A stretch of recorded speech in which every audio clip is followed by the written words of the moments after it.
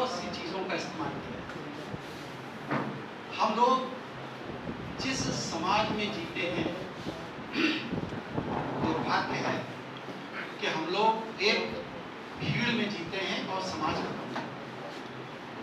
क्योंकि समाज संवेदनाओं से बनता है। आज हम लोगों के पास यहाँ इतने लोग बैठे हैं, किसी न किसी के परिचय से आए हैं। हर व्यक्ति जो यहाँ पर आया है वो कुछ सोचकर, कुछ विचार, कुछ चिंतन के साथ है। क्योंकि ऐसे उदासीन विषय पर इतने लोगों का इकट्ठा होना ये बताता है कि लखनऊ में अभी चिंतन करने वाले बुद्धिजीवी लोग हैं जो विचार करते हैं। विषय तो है बहुत सीधा सीधा है। संविधान को अगर लेकर चलना है तो भी दो बातें हैं, और संविधान को नहीं लेकर चलना है तब भी दो बातें। संविधान को अगर लेकर चलने की बात है तो वो दो बातों में पहली बात यह है कि हमारे संविधान में अकाउंटेबिलिटी कहीं भी किसी की फिक्स नहीं की गई। यह सारी सामाजिक पीड़ा का कारण है। अभी जो साथी सीतापुर से आए थे अपनी बात रख रहे हैं, आपको मैं एक छोटा सा उदाहरण देता हूँ। 17.5 करोड़ मुकदमे भारत की न्यायालयों में पेंडिंग है, डिस्ट्रिक्ट कोर्ट से लेकर सुप्रीम कोर्ट। और इन 17.5 करोड़ मामलों में 13.5 करोड़ मामले रिट पिटीशन के रूप में पेंडिंग है। रिट पिटीशन क्या है? रिट पिटीशन कभी भी किसी भी प्राइवेट आदमी के खिलाफ नहीं होता। रिट पिटीशन हमेशा सरकारी दायित्व निर्वहन करने वाले सरकारी पदाधिकारी के खिलाफ, सरकारी कर्मचारी के खिलाफ, या सरकारी सुविधाओं को उठाने वाले राजनीतिज्ञों के खिलाफ। तो सोचिए कि जिस देश के अंदर इतनी बड़ी तादाद में मुकदमे न्यायालय में बस सिर्फ इसलिए डाल दिए गए कि जिनका जो कर्तव्य था उन्होंने अपना कर्तव्य पूरा नहीं किया, जिसकी वो तनख्वाह ले रहे थे वो काम उन्होंने नहीं किया। और हमारे संविधान में कोई ऐसी व्यवस्था नहीं है कि ऐसे पदाधिकारी के पैदा किए हुए मुकदमे को यदि वह हार जाता है विभाग, तो उसका जो खर्चा है वो उस सरकार, वो पदाधिकारी जिसकी गलती के कारण ये विवाद खड़ा हुआ, उसकी संपत्ति कुर्क करके सरकार वसूल करेगी। कोई व्यवस्था। ये अकाउंटेबिलिटी का न होना संविधान के दायित्वों के निर्वहन करने वालों को लापरवाह बनाता है। आज जो जितने भी राजनीतिक गलत स्टेटमेंट आ रहे हैं, फर्जी आश्वासन आ रहे हैं, 15 लाख रुपए प्रति व्यक्ति को दिया जाएगा, हर व्यक्ति को इतना अनाज दिया जाएगा, हर व्यक्ति को इनकम टैक्स नहीं देना पड़ेगा, ये जो चुनाव के पहले जितने भी फर्जी आश्वासन और आंकड़े दिए जा रहे हैं, विचार कीजिए कि क्या यह राजनीतिक कमिटमेंट सत्ता पाने के बाद पूरा न करना क्यों नहीं फ्रॉड फोर्जरी के दायरे में आएगा? और अगर ये फ्रॉड फोर्जरी के दायरे में आ रहा है तो शासन सत्ता में बैठे हुए लोग धूर्त, बेईमान, मक्कार, अपने वादे को कर पलटने वाले, और सरकार उनको संरक्षण देती है। अभी आप प्रधानमंत्री के खिलाफ कोई मुकदमा कर दीजिए, किसी IAS अधिकारी के खिलाफ कोई मुकदमा कर दीजिए, तो आप तो अपना पैसा लगाकर वकील को फीस देकर खड़ा करेंगे, लेकिन उनको सरकारी वकील, advocate general, solicitor general, additional advocate general ये निःशुल्क संरक्षण प्रदान करते हैं। इसका एक बहुत छोटा सा उदाहरण देता हूँ। इसी लखनऊ के अंदर नगर आयुक्त के ऊपर एक मुकदमा मैंने फाइल किया कि लखनऊ में गंदगी बहुत है, कोरोना काल में इसकी सफाई होनी चाहिए। जज ने बहुत स्ट्रिक्ट एक्शन लिया और नगर आयुक्त को व्यक्तिगत रूप से 8 बार तलब किया।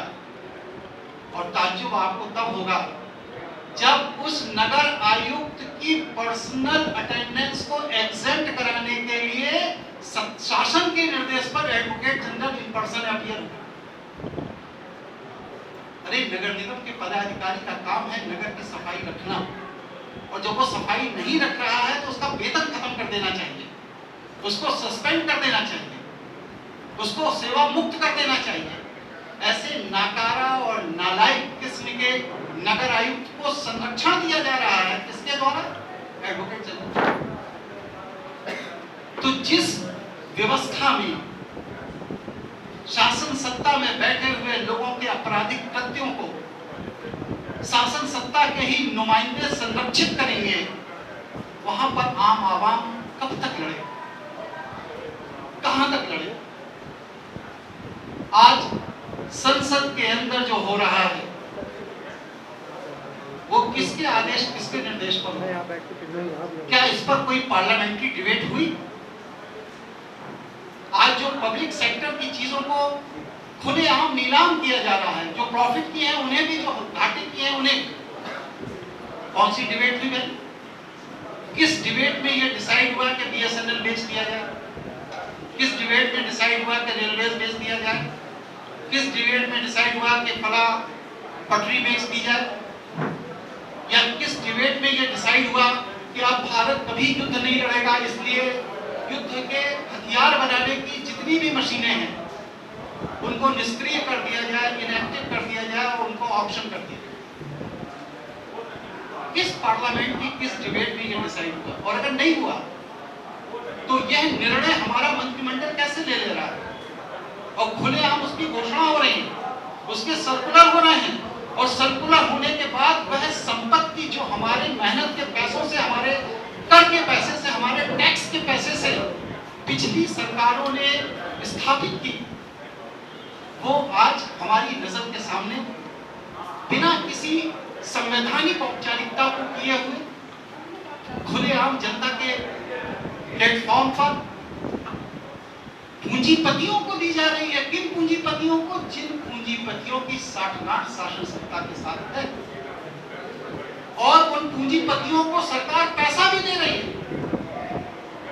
अगर बीएसएनएल खरीदना है 1300 करोड़ का, तो उसके लिए वो 1300 करोड़ रुपए पूंजीपति नहीं देगा, वो 1300 करोड़ रुपए कोई बैंक फाइनेंस करता है, और वह बीएसएनएल कंपनी किसी बड़े पूंजीपति की स्वामित्व में चली जाती है, जिस पूंजीपति ने 4 आने भी उस कंपनी में अपने नहीं रखे। बैंकों में रखा पैसा हमारा, और हमारे पैसे से हमारी ही संपत्ति एक पूंजीपति को दे दी जा रही हमारी नजर के सामने, और इस पर पार्लियामेंट में कोई डिबेट नहीं हो रही, कोई डिस्कशन नहीं हो रहा है, कोई सर्कुलर नहीं हो रहा है, कोई विचार नहीं हो रहा है।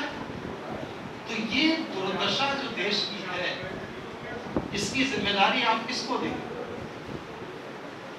आज हमारे यहाँ जो स्थिति है, अगर आज के परिप्रेक्ष्य में बात की जाए तो चयनित तानाशाही की है।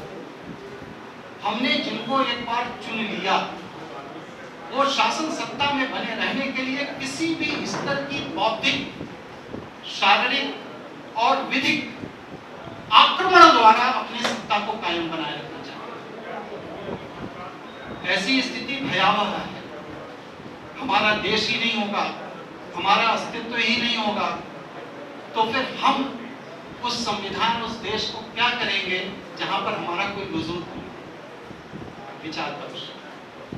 दूसरी चीज, ये संविधान के दायरे पर बात। अब संविधान के दायरे के साथ 5 मिनट हो गए हैं, आगे अब संविधान के बाहर के दायरे में बात करेंगे। अचानक इस देश के प्रधानमंत्री टीवी पर प्रकट होते हैं और कहते हैं कि आज रात लॉकडाउन कर दिया जाए। उस लॉकडाउन के बाद करोड़ों लोग सड़कों पर पैदल चले, भूख प्यास से बीमार हुए और तड़प के मर गए, सड़क पर दुर्घटनाएं हुई, बहु बेटियों की इज्जत लूटी, बहुत कुछ हुआ इस देश में। क्या इस तरह की अप्रत्याशित घोषणा किसी पार्लियामेंट की डिबेट के बाद प्रधानमंत्री ने की?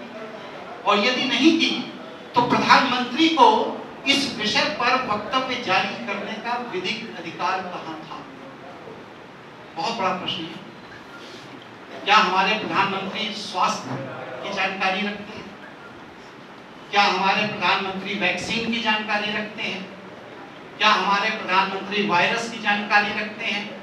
हमारे प्रधानमंत्री में आखिर वह कौन सा हुनर है जिससे उनको वह दिव्य दृष्टि प्राप्त हुई कि तत्काल प्रभाव से लॉकडाउन नहीं किया गया तो भारत का सर्वनाश हो जाएगा, और उन्होंने वो घोषणा कर दी। जैसा कि वो स्वयं कहते हैं कि मैं रेलवे स्टेशन पर चाय बेचता हूं, तो अगर एक चाय बेचने वाले को सत्ता पर बिठा दिया जाएगा तो इसी तरह के अप्रत्याशित ऑर्डर समय समय पर आपको सुनने को मिलेंगे। अचानक वो प्रकट होते हैं, कहते हैं कि 1000 और 500 के नोट अब वैध करेंसी नहीं है, लीगल वैल्यू खत्म। प्रश्न ये है कि जिस मां ने अपने परिवार के खर्चों से बचाकर अपनी बेटी के विवाह के लिए पूंजी धीरे धीरे करके पिछले 25-30 साल में जोड़ी थी, वह पूंजी आज जो उसके बक्से में पड़ी है वो रकम कहां जाएगी? अगर वो रकम बैंक में जाएगी तो आप उससे पूछेंगे कि आपकी ये इनकम का स्रोत क्या है? अगर मेरी इनकम का स्रोत अवैध था तो पिछले 70 साल से आप लोग क्या पार्लियामेंट में बैठ के बस मक्कारी कर रहे थे जब से मैं अपने अवैध इनकम को कर रहा था?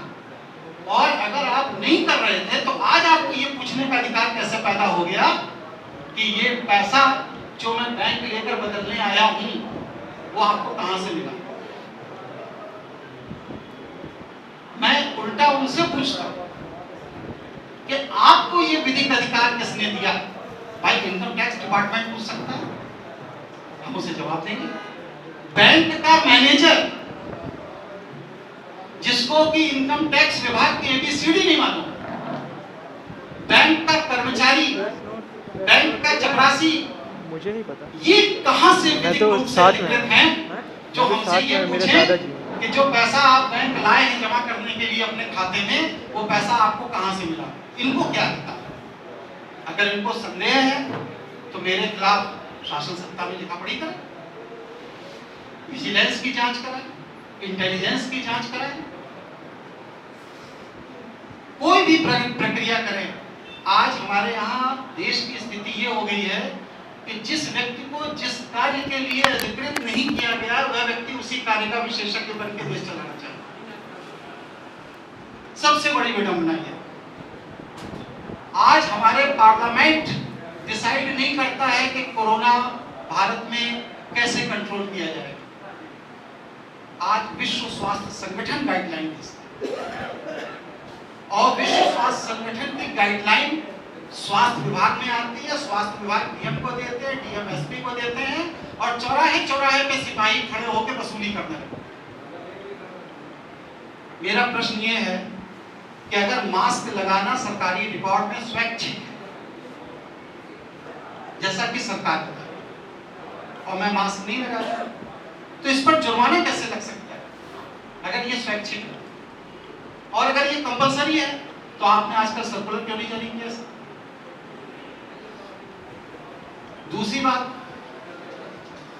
पुलिस का काम है चालान काटना, पैसा वसूलना नहीं। आप चालान काटिए जैसे गाड़ी का काटा जाता है, हम जाके न्यायालय में पैसे जमा करेंगे। पुलिस खुद ही पकड़ेगी, खुद ही चालान काटेगी, खुद ही पैसा वसूलेगी और उस रसीद की अकाउंटेबिलिटी कोई नहीं है। एक थाने में एक रसीद बुक दी गई, थानेदार ने उसी क्रम से 50 रसीद बुकें छपवाई और अपने हर सिपाही को दे दिया और सबसे कहा कि डेली की वसूली 10,000 होनी चाहिए। कहीं कोई अकाउंटेबिलिटी है, कोई होलोग्राम है, कोई ट्रेडमार्क है, कोई आईक्यू नंबर है? कैसे हम पता करें कि जिस रसीद को मुझे दिया गया ये सरकार द्वारा जारी की गई रसीद है जिस पर मैं अभी अभी 500 रुपए जुर्माना दे के आया? कैसे पता? या इस नंबर, इस क्रम की रसीद पर हमसे पहले 50 लोगों ने जुर्माना नहीं दिया, ये कैसे पता? क्या व्यवस्था? तो ये सारी चीजें ये बताती हैं कि संविधान की व्यवस्था के अनुरूप शासन व्यवस्था नहीं चलती। और जब शासन व्यवस्था संविधान की व्यवस्था के अनुरूप नहीं चल रही, तब उस स्थिति में अराजकता के वातावरण में आप किसी को सामाजिक रूप से विधि के दायरे में दंडित नहीं कर सकते, क्योंकि एनआरकी है। और दंडित करने का अधिकार किसे है? न्यायालय को है, जो पिछले 1.5 साल से बंद है। आप अपनी बात कह नहीं सकते, आप न्यायालय परिसर में जा नहीं सकते, आपकी बात वहां कोई सुनने वाला नहीं है, आपके पास इतना पैसा नहीं है कि आप बड़ा वकील कर सकें।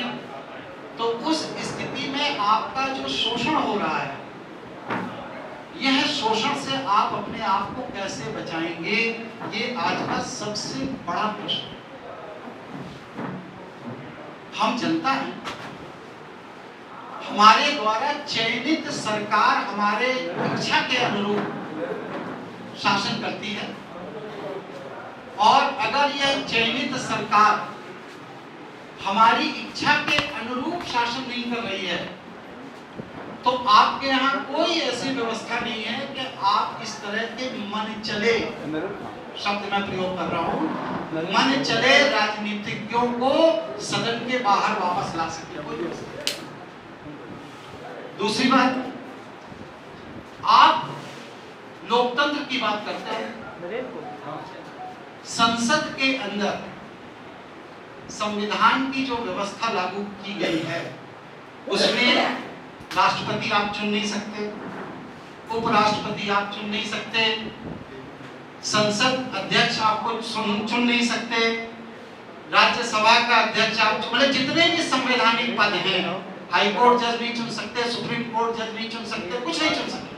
जितने भी संवैधानिक पद हैं, उनमें किसी का भी चयन करने का सीधे जनता को अधिकार नहीं, बस सिर्फ संसद के सदस्य का चयन कर सकते। तो उस स्थिति में कैसे आप कह सकते हैं कि जब हमारी कार्यपालिका मिनिस्ट्री, जिसको चुनने का हमें अधिकार ही नहीं है, तो वह मिनिस्ट्री अगर मनचला कार्य करती है, तो वह लोकतंत्र के दायरे में कैसे आए?